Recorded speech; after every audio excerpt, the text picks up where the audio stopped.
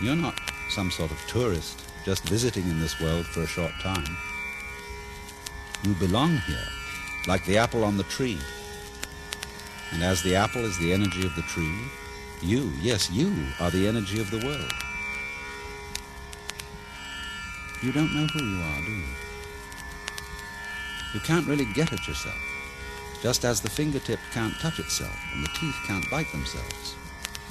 And that's because you, the far in you, is what we call Brahman, the self of the universe, the witch than which there is no witcher, the heart and foundation of all that's going on.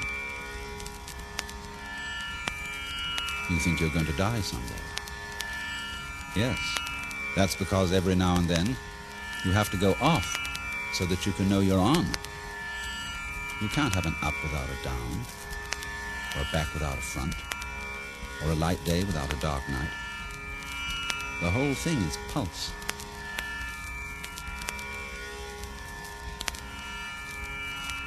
So what are you doing, Brahman?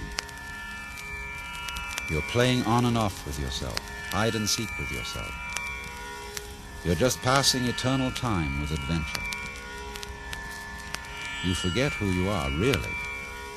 Every now and then, you make like you're just a John Doe or a Mary Smith, or a butterfly, or a worm, or a star, and that you're lost in the middle of a big, big outside world that isn't you, that you don't understand and that you don't control. Of course. There has to be something else, something other, to bring out the feeling that you are you. And so that you can feel really you, that outside world has to feel really strange, different, weird. You old trickster. Deep down in, you know the whole bit. And therefore what you want is a surprise. So you have to let things get out of control. You have to feel lost and lonely to know you as you. And you play the thing out by inventing lusts and loves, fears and terrors, gnawing anxieties and screaming mimes. Also you can imagine, it's not really me, it's it that runs the show. But our secret is, as we say, Tattvamasi. You are it. You are running the show by not letting your right hand know what your left is doing, by making like there's a whopping great split between what you do and what happens to you. And this is what we call Maya, the great illusion, and Leela, the play, the big act. And you don't just play your game with such simple elements as on and off, black and white, or life and death. To seem as real can be, this world that you are playing must be so complicated that you can't figure it out. Especially if you're using figures to figure it. So, between black and white, there is the whole range of colors. Between thunder and silence, the whole scale of tones. And between something and nothing, between a smashing fist on the face and trying to touch air, there are all the textures of feeling. Burning, throbbing, pushing, hugging, fondling, tickling, kissing, brushing, and light wind on the skin. Your world is all these elements, of light and sound, of taste, smell, and touch, woven together in many dimensions on the fabulous loom of your brain. You have always been alone. For you, I, the self, is simply what there is and all that there is. All of us are rays from one center, tits on one sow, sounds on one flute. Forever and ever. But it doesn't get monotonous, boring, because we keep forgetting it. We keep the ons on by putting offs between them. How big is it? And how long is on? And how long off? Don't take these figures literally, for their purpose is just to give an idea of vastness. We say that man, human life, is a dance that lasts for 4,320,000 years. And of course there are all sorts of other dances going on at the same time with their own rhythms. star dances, rock dances, fish dances, insect dances, plant dances, and strange animal scenes like crocodile dances, elephant dances. The human dance runs for 4,320,000 years, a span of time that we call a kalpa.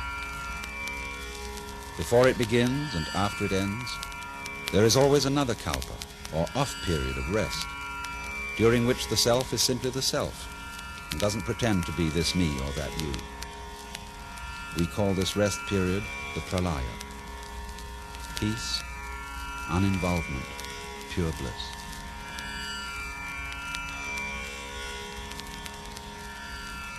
When 4,320,000 years of rest draw to a close, the Leela dance begins again, though it always seems like the first time. Every day is today. And then through many centuries, through many pulses of waking and sleeping, life and death, you stretch your world out through a span of time that varies in mood like the rainbow, running from purple to red, from royal delight to destruction and fire. For as there is no purple without red, there is no pleasure without pain. There are thus 4 great divisions of the kalpa.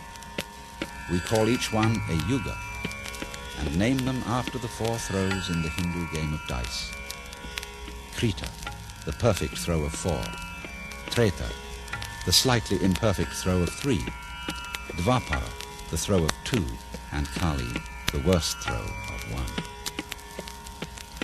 And so the first period, the Krita Yuga, runs for 1,728,000 years, during which the whole world is as perfect as a fresh flower and as unblemished as the skin of a young girl. The second period, the Treta Yuga, is a little shorter. It runs for 1,296,000 years, during which a small element of evil and decay comes into life, and the tips of the petals are very slightly brown. The third period is the Dvapara Yuga, running for 864,000 years. The syllable Dva in Dvapara means 2, double or dual, so that in this age the powers of good and evil are equally balanced. The fourth period is Kali Yuga, running for only 432,000 years, in which the power of evil and destruction takes over. At the end, your eternal self takes the form of Shiva, the Lord of renewal through death, blue-bodied and 10-armed with a necklace of skulls, but with one hand in the gesture called fear not, as a reminder that all this is in illusion and play.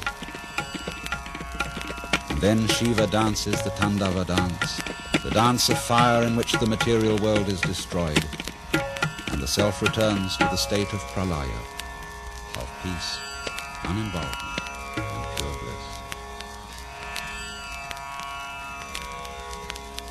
All this goes on forever, through kalpa after kalpa after kalpa, and not only in this visible world that we call the universe. For this universe that we know is only a speck of dust in another universe, and all the specks of dust in this universe that we know contain minute universes without measure, boundless inward in the atom, boundless outward in the whole. However vast, however incomprehensible, however terrifying this entire display may seem to be, all of it is at root your own inmost self, the self which you cannot touch or see or pin down or control, because it's too close, too near, right in the middle of everything, because it's you.